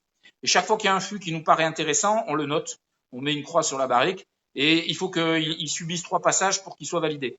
C'est-à-dire le maître de chez va repasser, le goûter, il va me donner son avis, il me renvoie un échantillon, on fait des échanges comme ça et à un moment on va valider. Et on a toujours en permanence dans les chais, on va dire une douzaine de possibles single casques. Alors, pourquoi pas plus? Parce que bah, le single casque, c'est que c'est toujours un peu dangereux. C'est que si on prend les meilleurs fûts pour les vendre à part, on déshabille la cuvée générale. Donc, je suis très vigilant à ce qu'on ne fasse pas trop de single casque. Un petit peu, c'est amusant, c'est sympa. La clientèle aime bien, les amateurs se régalent, mais je veux pas trop en faire parce que si on tire tous les meilleurs fûts dans l'eau, bah, il reste les fûts les moins intéressants, ouais, pas les moins intéressants, mais en tout cas les meilleurs sont partis. Donc on a en permanence toujours une douzaine de single casques. Alors c'est très apprécié par les grands hôtels mauriciens hein, qui viennent faire leur marché et qui aiment bien avoir un single casque par chaîne d'hôtel ou par hôtel parce que ça régale leurs clients et qu'ils se font plaisir. Et on est quand même sur Maurice et autant montrer le meilleur. Et puis sur les marchés européens, bah, il y a toujours un ou deux single casques qui sont alors par pays. Je sais que celui qui est sur l'Allemagne, c'est pas le même qu'il est en France, mais ce qui est normal puisque c'est un single casque. Mais ça, c'est vraiment quelque chose que je pense que c'est une belle identité. Là, par exemple, 2004 avait séduit à l'époque. On va ressortir du 2004, donc ça va être sympa. Là, ça va être en millésime, mais on va aussi sortir des single casts de 2006, 2007 qui sont très intéressants. Je ne sais pas si j'ai perdu quelqu'un. Alors, je vais prendre le relais parce qu'on dirait que notre cher Jerry a complètement disparu. Il est figé. Je sais pas, il n'est plus connecté, il n'est plus là, donc c'est pas grave. Donc tu as déjà répondu à pas mal de questions en fait. Alors on a une question qui nous vient plus précisément, qui est concernant la récolte, si elle est coupée à la main ou mécaniquement. Les deux, les deux, les deux. La plupart du temps, ça reste quand même plus manuel que mécanique, mais il y a les deux. Ouais. Mais bon, encore une fois, l'univers social de Maurice permet de beaucoup travailler encore à la main mais il y a les deux.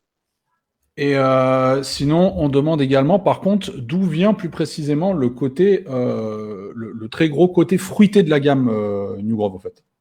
Alors, il y a deux choses. Il y a d'abord le fruit naturel du blanc. Je vous invite à revoir ce blanc qui s'appelle Plantation, hein, vraiment le blanc de la gamme New Grove.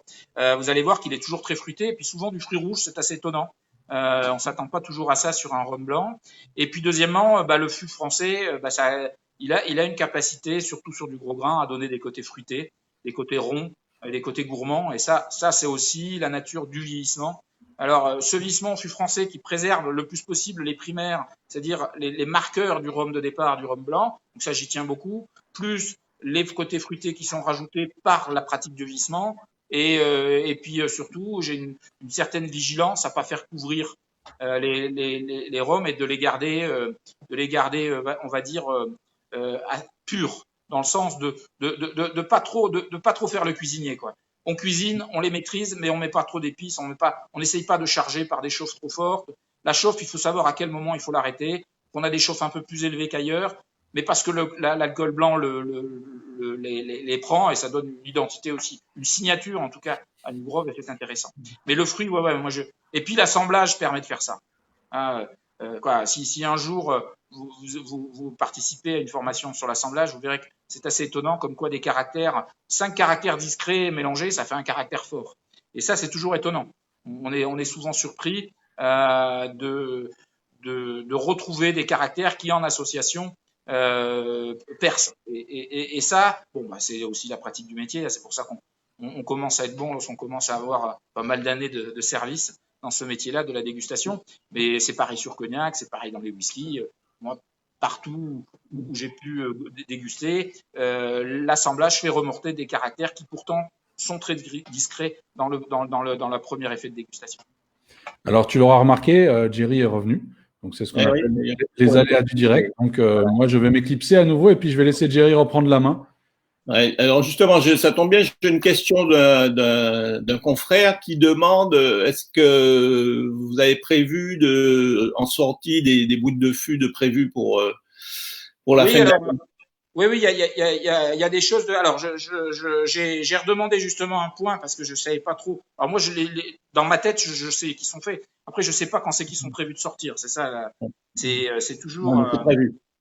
C'est toujours un peu difficile. Il va y avoir aujourd'hui, il y a des single casques et puis il y en a une série qui va sortir des millésimés à 45 degrés et puis une autre petite série de single casques et en même temps.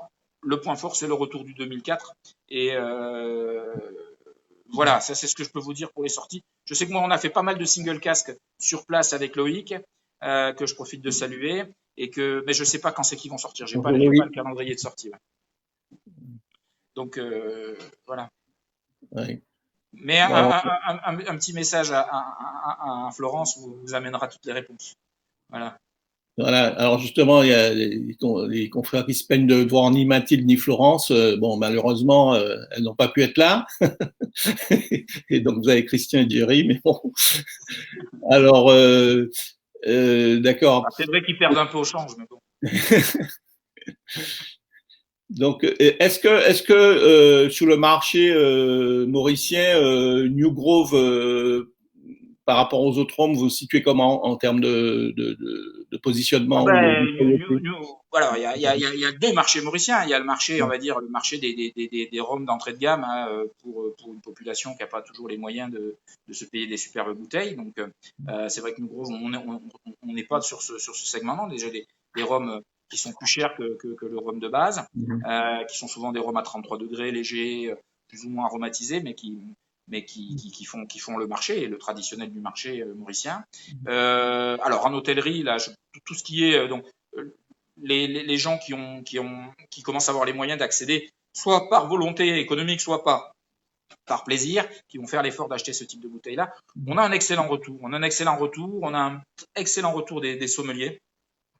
Dans les hôtels, la clientèle des beaux hôtels est une clientèle souvent européenne ou américaine, ou en tout cas qui a l'habitude de consommer des jolis produits. On a toujours un très très bon retour. On est vraiment agréablement surpris de leur retour. C'est souvent des connaisseurs et qui recherchent une vraie originalité, et nous, comme on ment pas, alors on n'aime pas, mais on ne veut surtout pas mentir dans ces produits-là. On a un très beau retour. Ouais, donc le rhum est quand même toujours considéré comme un produit haut de gamme, en fait, à la radio. Oui. Mais je pense que ce qui se passe pour toute l'industrie mauricienne, avec Alors c'est récent, hein, encore une fois, c'est 2003 l'autorisation de faire de l'export, hein, et que les gens se sont intéressés à faire. New Grove, c'était dans les premiers, mais il y en a plein qui ont démarré derrière. On parle de Chamarel, la Bourdonnais. Il y a tout un tas de producteurs qui se sont mis à faire du rhum. Je pense qu'on a une industrie intéressante à suivre, à regarder. Ça part des fois un peu dans tous les sens, mais ce qui est normal pour une jeune industrie. Je pense qu'il ne faut pas la légiférer, ou en tout cas, il ne faut pas la légiférer trop tôt. Ça n'a aucun intérêt. Il faut laisser les choses se faire.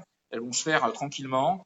Je pense que nous, avec New Grove, on a un exemple de savoir-faire, un exemple de maîtrise, de positionnement.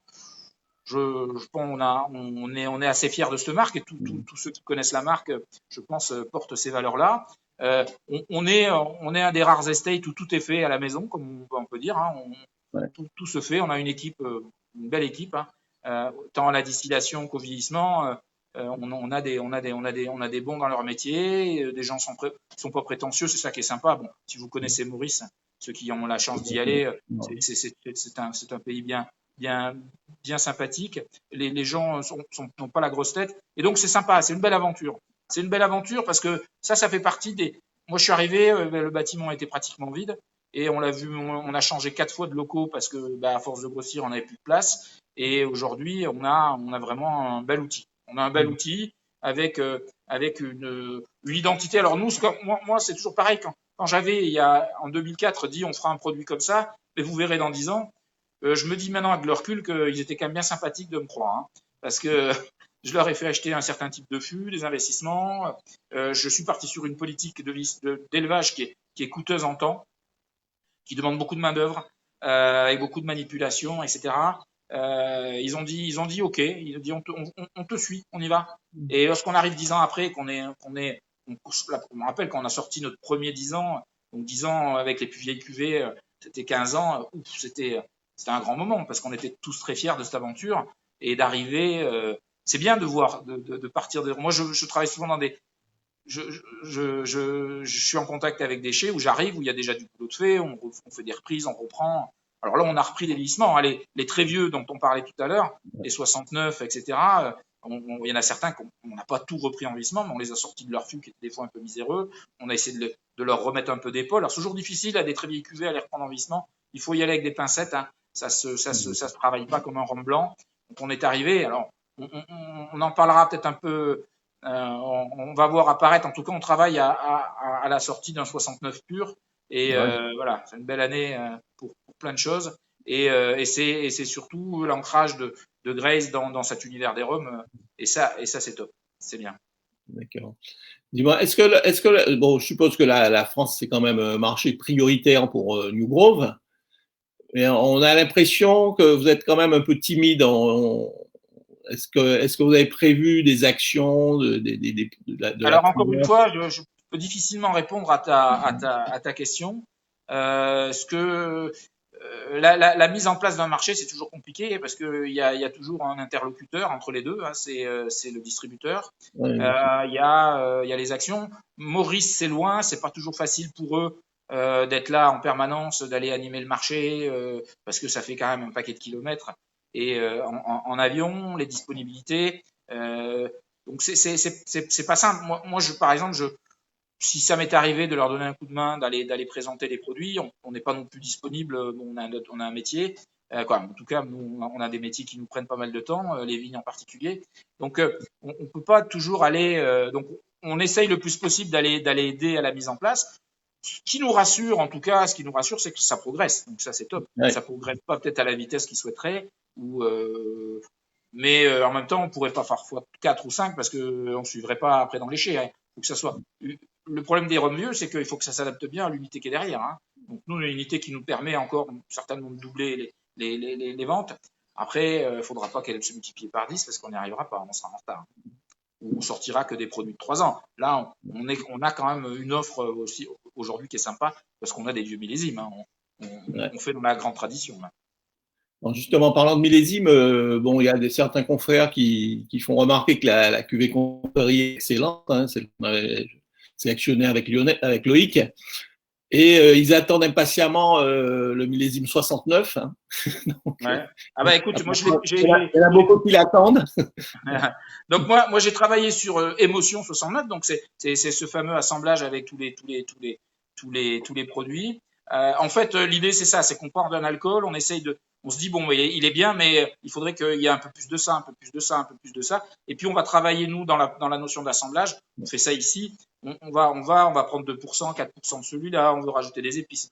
Donc c'est un travail vraiment d'assemblage à la extra cognac. Hein, c'est un vrai boulot d'assemblage. Donc celui-là je l'ai en petite bouteille ici au labo. Celui-là on en est très content. Le 69 pur, là il n'y a pas d'assemblage possible. Donc là c'est vraiment le travail en barrique. Et là, comme je te disais tout à l'heure, le travail en barrique des vieux millésimes, on les travaille sur des pincettes. On peut pas aller trop vite, on peut pas être trop grossier, sinon on casserait le bébé. Donc il faut y aller doucement. Aux dernières nouvelles, le bébé, cet honorable millésime était sympa, pas encore abouti à mon avis, mais ça devrait pas tarder. J'ai hâte de pouvoir tourner ou de recevoir des échantillons. Bon, c'est vrai que là, avec le confinement, moi j'essaie d'y aller une fois, voire deux fois. Là, avec le confinement, ça va être un peu compliqué. On va se faire échantillonner. Ouais. On va goûter ici à la maison. Ouais. Alors justement, tu parles de confinement sur place. Comment ça se passe au niveau de la récolte de la canne? Au niveau, alors le confinement est comme ici, hein, peut-être un peu plus sévère. Hein. La dernière nouvelle, j'étais avec eux au téléphone cette semaine. C'est par ordre alphabétique, on va faire les courses. Hein. Il y a des permis pour ceux qui travaillent. C'est des permis donnés par le gouvernement. Donc c'est beaucoup plus strict que ce qu'on a ici. Il y a des gens qui peuvent aller travailler, mais il faut vraiment qu'ils aient permis. Sinon, c'est du travail, en tout cas pour ceux qui sont dans le marketing et le commerce, c'est du télétravail. Et puis à l'extérieur, non, le travail mais on n'est pas dans la saison canière. Hein. La saison canière, elle démarre au mois d'août. Hein. On est en décalé, on est dans l'hémisphère sud. Hein. Voilà, donc l'inverse des Caraïbes. Voilà. Quand ça se finit aux Antilles, ça commence à démarrer à l'île Maurice. Donc, pour le moment, il n'y a pas trop de soucis avec ça pour la campagne. Alors après, pour la distillation, on distille des mélasses. Hein. Donc là, pour les distillations de New Grove, il y en a pratiquement pas. Hein. La distillation suit son cours. Elle reprendra avec les nouvelles mélasses fraîches. Dès que la campagne va démarrer, il y aura du sucre, il y aura des mélasses fraîches. Et nous, on travaille que sur les mélasses fraîches. Donc, pour le moment, il n'y a pas de distillation New Grove. C'est de la distillation pour faire des alcools légers. Mais là, ça tourne 24 heures sur 24. Hein. Voilà. Encore que nous, ce que je te disais tout à l'heure, New Grove, c'est en gros une semaine. Hein. On arrête, on change les process, on change tout ça. Et on a 2-3 jours de prod, mais ça suffit largement. L'outil est conséquent et voilà. Donc ça, c'est bien. Tout est assez ramassé et condensé. Et moi, j'aime ça. D'accord. Bon, je crois que tu as répondu à pas mal de questions. On te demande une dernière petite question. Alors, je ne sais pas si tu as la réponse. Est-ce qu'il y a des sorties prévues avant la fin de l'année? Écoute, normalement, oui. Normalement, c'était prévu. La sortie de l'Émotion 69 était prévue là. Alors, je ne sais pas s'il l'avait prévu pour le Rumfest, mais il me semble. La sortie du fameux, alors ce qu'on parlait tout à l'heure, le Bourbon Barrel, là, c'est des secondes mains Bourbon et puis des fûts américains neufs. Là, je crois que c'est dans les tuyaux aussi. Alors maintenant, avec la pagaille des confinements, c'est ça. Je sais pas de quelle manière ça va être remis en question. Mais moi, en tout cas, quand je suis passé la dernière fois et les échantillons que j'avais vu les bouteilles finalisées, les jus finalisés, tout était prêt à partir. Mais là, maintenant, je peux pas te dire. Mais en tout cas, ça va sortir. Ça va être rigolo parce que ça change.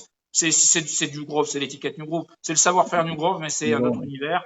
Et l'idée, c'est de faire un rhum festif assez facile, spécial soirée sur la plage. Et ça va être, je pense que ça va en séduire pas mal. Alors, parlant de Bourbon de Barrel, je sais que tu es très attaché aux origines. Les fûts, ils sont du Missouri, du Kentucky, des Appalaches. Voilà. Aujourd'hui, moi, j'avais fait pas mal de travail sur les bois américains parce qu'il y a plusieurs variétés de bois américains. Comme nous, on a des zones, on a les Appalaches, Missouri, Minnesota, c'est les grands producteurs. Aujourd'hui, avec les derniers essais, on est plutôt dans les notions de Missouri. On essaye, nous, de faire un travail avec les tonneliers pour justement relancer cette notion de terroir, entre guillemets, hein, c'est-à-dire d'identité géographique, parce que ça me semble intéressant. En tout cas, les premiers essais que moi j'avais fait sur ce projet-là, mais c'est vieux, puisque C'était à peu près il y a 17 ans.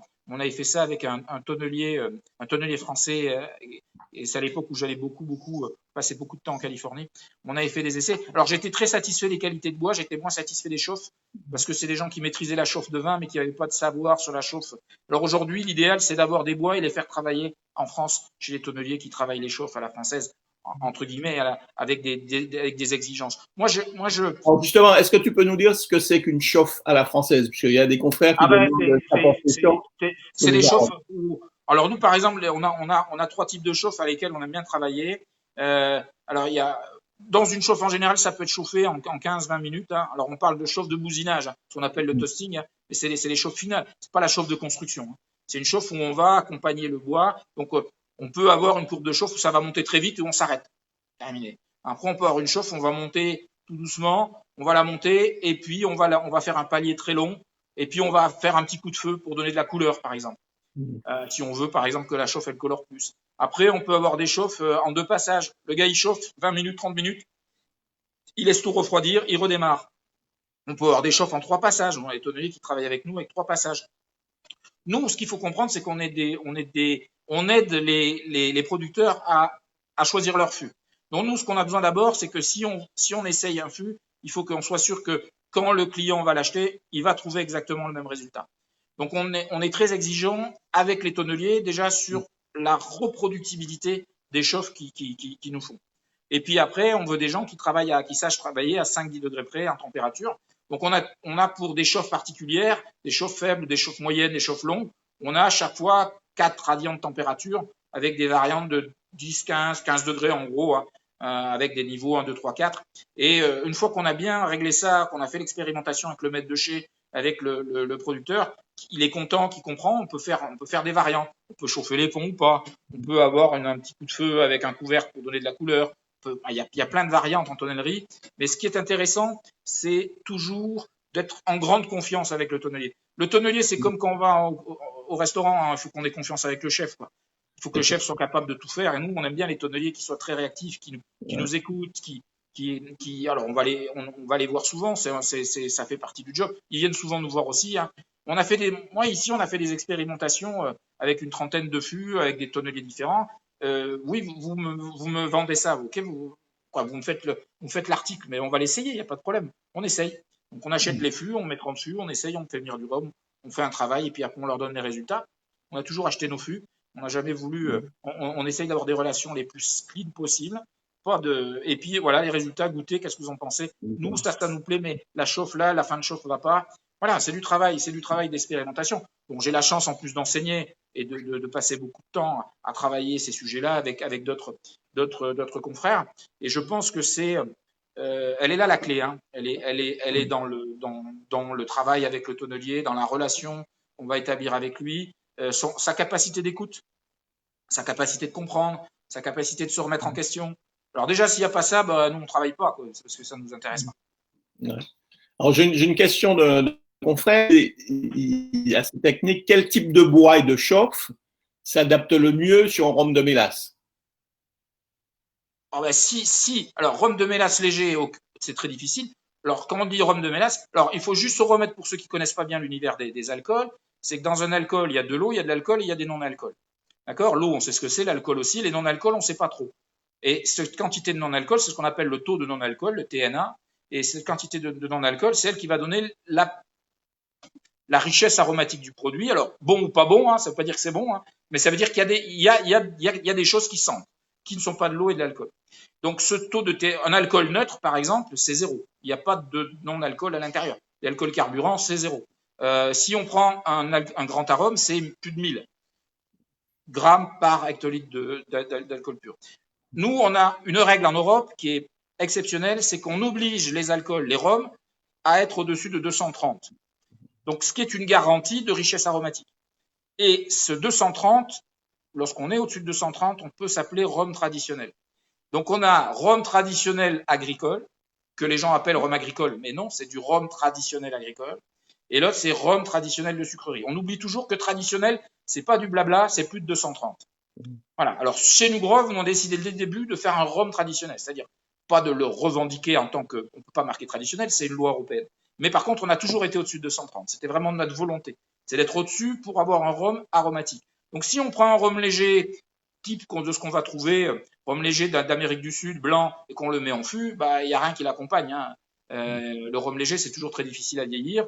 Ou sinon, on va l'aromatiser. À ce moment-là, on est dans un vieillissement non plus pour le structurer, on est dans un vieillissement pour l'aromatiser. Donc là, on peut mettre des fûts avec des fûts américains avec des chauffes. Bon, pour ceux qui connaissent les bourbons, on sait bien que les bourbons, l'alcool blanc, c'est jamais très très gras. C'est ce qui va faire le travail du bourbon, c'est vraiment leur relation avec le bois et la chauffe. Hein, on a ce travail-là. Nous, lorsqu'on a des alcools très complexes, très riches, très élégants, et qu'on veut garder ça justement et pas le faire disparaître sous une couche d'aromatisation, même si l'aromatisation est naturellement apportée par le bois, ben, on va travailler différemment. Et à ce moment-là, on va plutôt travailler, plus on travaille, en fait, moins on chauffe, plus on structure. Voilà. Alors après, le problème, c'est si on n'est vraiment pas chauffé, on va donner des goûts de menuiserie, quoi.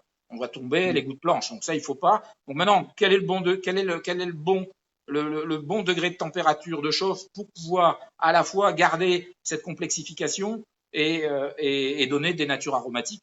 Et qu'est-ce qu'on recherche dans les natures aromatiques? Si on veut de la vanille, on va plutôt travailler du petit grain à 190 degrés. Voilà, là, on rentre dans la pure technique, mais c'est ça. Donc, rhum de mélasse, oui, mais lesquels? C'est ça. Est-ce que c'est un rhum léger? Est-ce que c'est un rhum lourd? Voire lourd, type traditionnel. Hein, moi, j'aime bien cette notion traditionnelle, elle est très importante. Et souvent, on le voit bien, les amateurs de rhum, ils parlent de rhum agricole et de rhum traditionnel. Sauf qu'ils oublient que l'agricole, c'est du traditionnel aussi.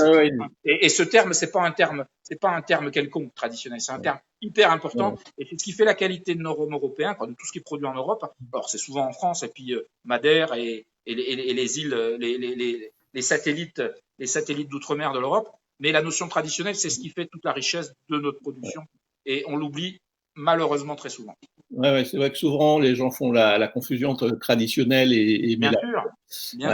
Mais c'est bon, moi j'aime bien le redire, j'aime bien le redire, j'aime bien le faire savoir, parce que si on a un truc à défendre chez nous, c'est le 230. D'accord.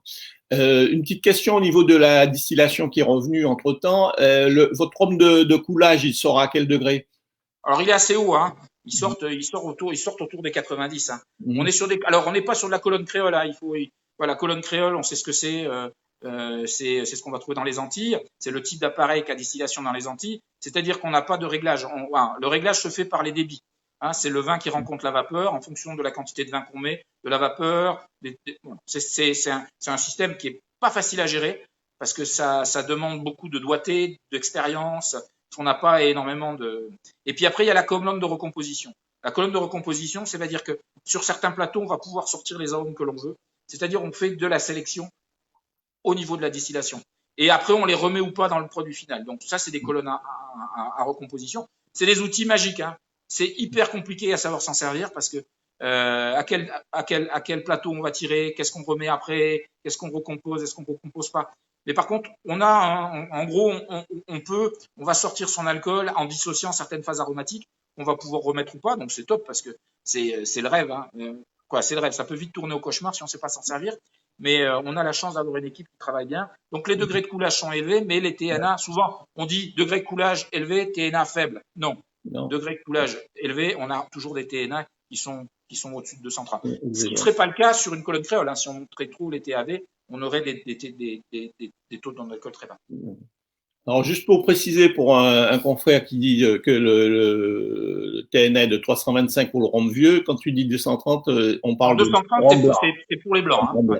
Ouais, alors après, ça dépend. Hein. Les VO, on aime bien moi, j'aime bien les VO autour de 300, 340. Après, il faut être à 450 pour un VO, pour un VSOP et voire 500 pour ça c'est à mon avis c'est le bon équilibre. C'est là où on est bien sur les taux d'alcool. D'accord. Parce que c'est la richesse aromatique du produit. Alors après, il faut que ces composés aromatiques soient bons. Alors après c'est là où arrivent des problèmes de stabilité qu'on connaît bien, hein, les problèmes de stabilité des esters. Parce que plus on fait vieillir, plus on enrichit, plus on fragilise. Parce que plus la mariée plus le produit est riche, plus il peut avoir de risques d'instabilité. Et c'est pour ça que la garantie d'un TAV supérieur à 45 degrés, en général, nous aide un peu à travailler la stabilité. Voilà, donc moi, j'aime pas trop descendre bas en TAV, sauf dans certains produits, mais j'aime bien les TAV un peu marqués, sans monter dans l'excès. Si le produit est riche, il faut qu'il y ait un certain niveau de TAV, donc d'alcool, pour garantir la stabilité. Parce que sinon, on sait très bien, par exemple, un alcool en vieillissement, Si le jour il va passer en dessous de 40 degrés dans le fût, il perd tout, hein. Tout se dépose, hein. Ouais. Tout ce que il a plus la capacité de dissolvant. Et si on met de l'alcool dans les parfums, c'est pour dissoudre les odeurs, hein.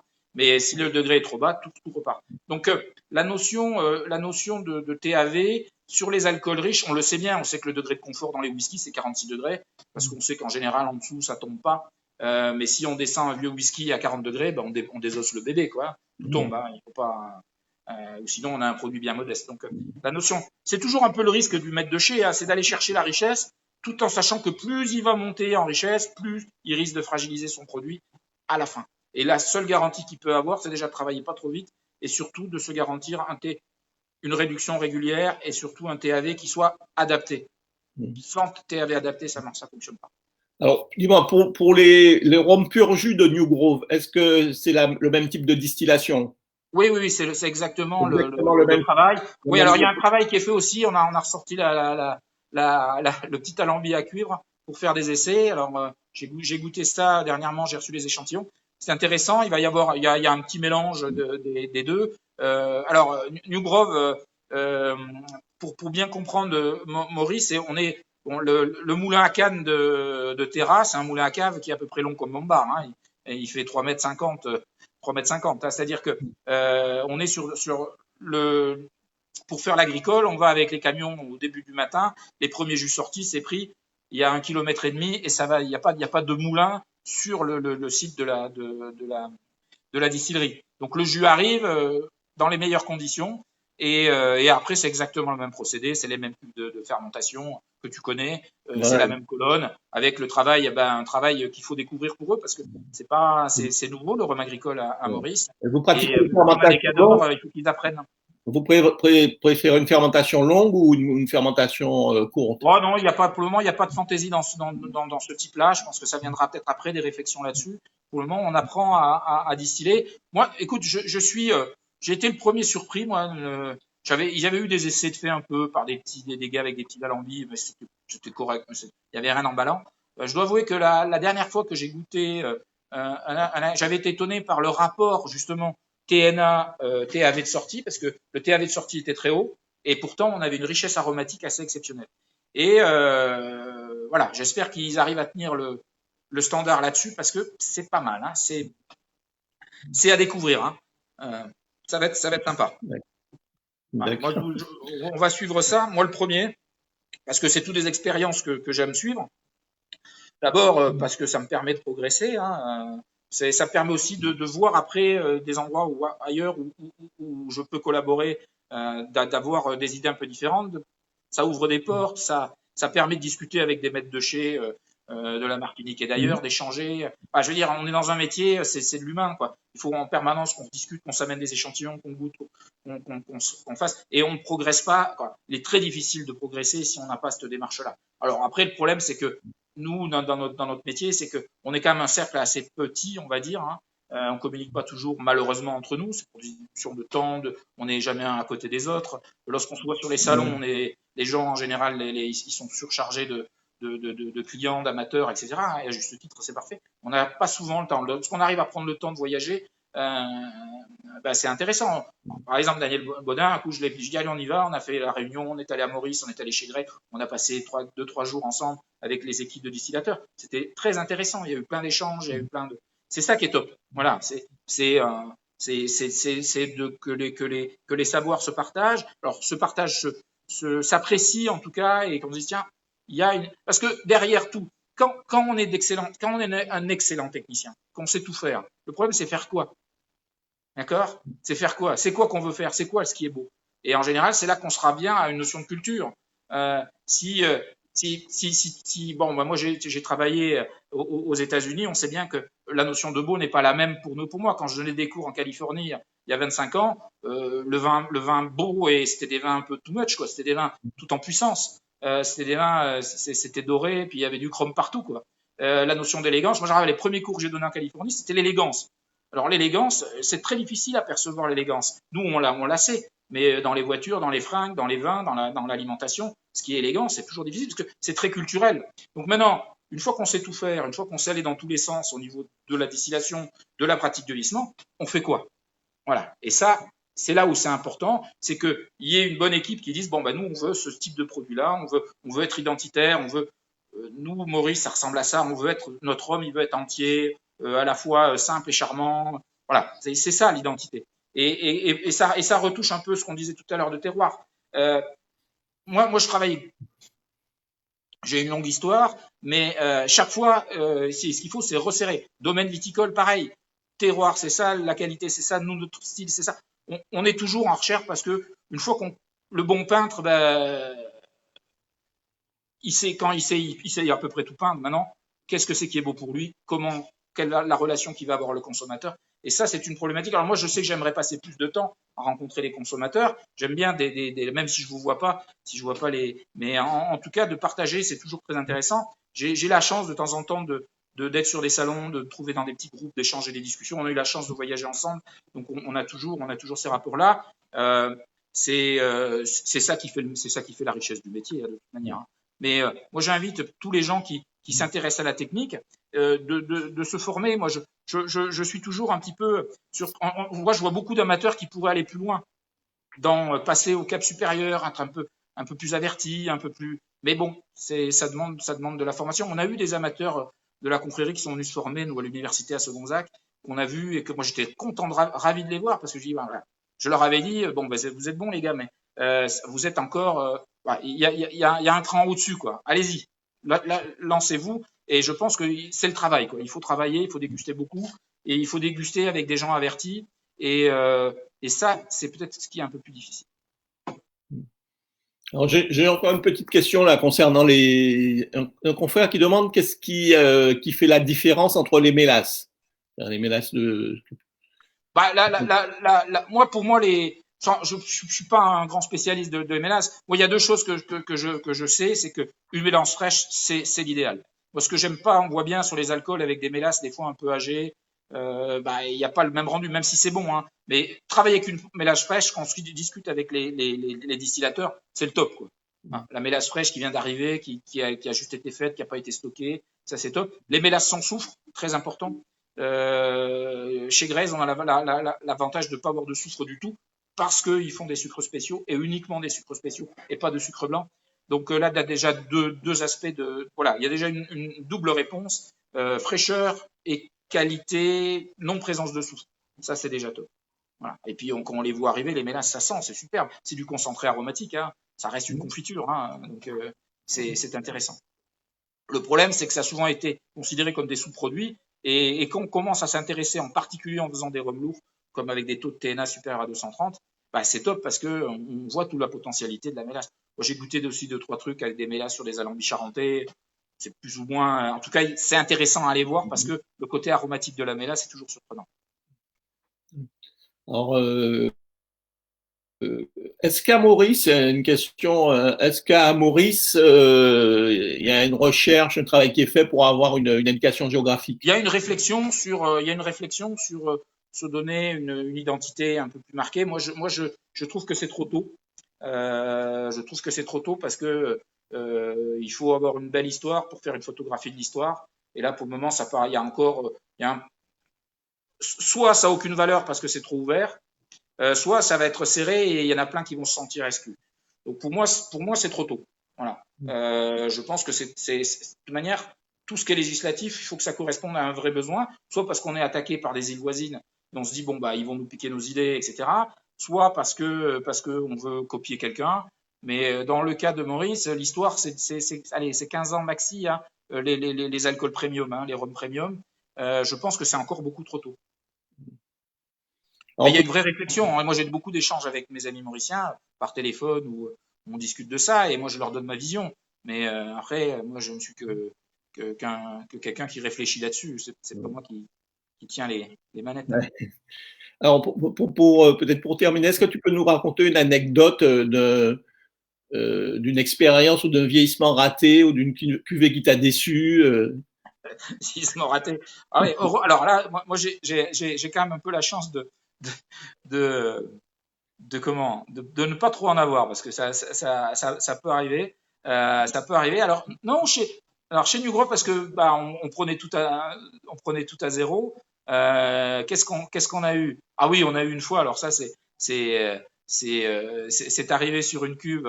On était tout content, on avait fait notre produit. Le gars avait apparemment bien préparé la cuve en inox et moi je reçois un échantillon longtemps après et je sens une petite odeur florale. Je me dis mais bon, j'ai jamais eu ça sur l'alcool quoi. Et donc je renvoie, je leur redis, ils disent ben non, on n'a pas ça. Bon, bref, ça tourne dans tous les sens, tout le monde cherche, va goûter dans la cuve, ça sent pas. Mais moi je sentais quand je recevais les échantillons, je sentais une petite odeur florale. Et en fait, Graze avait pendant un certain temps produisait des parfums sur place. Et dans le labo, il y avait un grand meuble bas. Et à la fin de ce meuble bas, le gars rangeait ses bouquins. Et il avait le fameux bouquin qu'on connaît tous dans les chais de densimétrie, qui était bourré d'odeurs de parfum, mais il était à l'autre bout. Et donc les odeurs partaient à travers le meuble, ressortaient, elles faisaient à peu près 10 mètres, et elles allaient dans l'endroit où il stockait les bouteilles pour les échantillons. Et on a mis un temps fou à retrouver cette odeur-là. Et après, on s'est dit, c'est bon, les cuves sont bonnes, tout est parfait. Mais ça a été quelques temps d'angoisse, parce que on avait des odeurs de jasmin ou des odeurs de violette, ce qui est pas du tout. Alors c'est bien sympathique, mais alors sur ce qu'on avait prévu de faire, ça marchait pas. Voilà. Alors ça a été, je me rappelle, ça a été un sujet de vive discussion. Ok. Bon, Christian, je te remercie beaucoup d'avoir été notre. De rien, avec plaisir. Pour cette émission en direct. Et puis, on espère te voir un peu plus sur les salons, enfin les confrères comme ça pour continuer à te poser des questions. Pour ceux qui ont pris l'émission en cours, je vous rappelle qu'il y aura des replays, donc vous allez pouvoir réécouter et avoir les explications de Christian. Voilà. Puis si les gens passent en Bourgogne, voilà, exactement. Voilà, on a aussi un joli domaine et c'est toujours intéressant. Alors moi, j'aime bien partager mes passions et le vin en est une autre. Ok, bonne soirée. Allez, au revoir. Au revoir à tous. Au prochain live.